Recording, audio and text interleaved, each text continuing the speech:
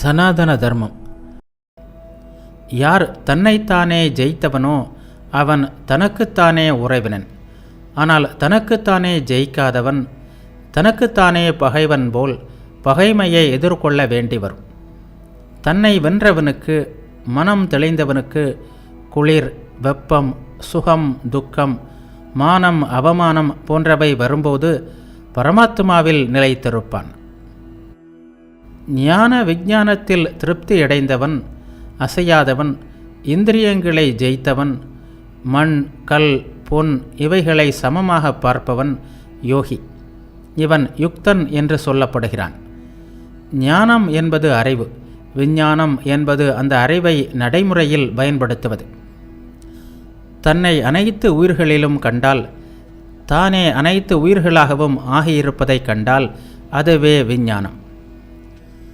நல்லெண்ணமுடையவர், நண்பர், பகைவர், வெறுப்புக்குரியவர், சுற்றத்தார், சாதுக்கள், பாபிகள் போன்ற அனைவரிடமும் சமமான மனதை உடையவன், உயர்வு தாழ்வு காணாதவன் சிறந்தவன்.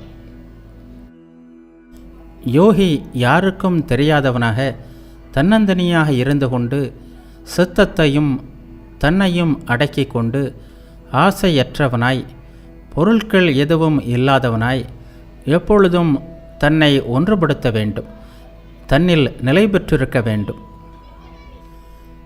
சுத்தமான இடத்தில் உறுதியானதும் அதிக உயரமில்லாததும் மிக தாழ்வு அல்லாததுமான இடத்தில் அமர்ந்து கொண்டு துணி, தோல், தர்ப்ப இலைகளை மேலே விரித்து அமர்ந்து தன்னை நிலைநிறுத்தி கொள்ள வேண்டும்.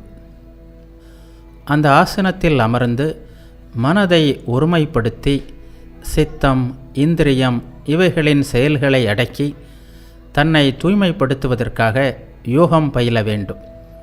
உடல், தலை, கழுத்து இவைகளை நேராகவும் அசையாமலும் வைத்து கொண்டு உறுதியாக இருந்து கொண்டு தன்னுடைய மூக்கு நுனியை பார்த்து கொண்டு வெளி உலகை பாராமல் இருக்க வேண்டும்.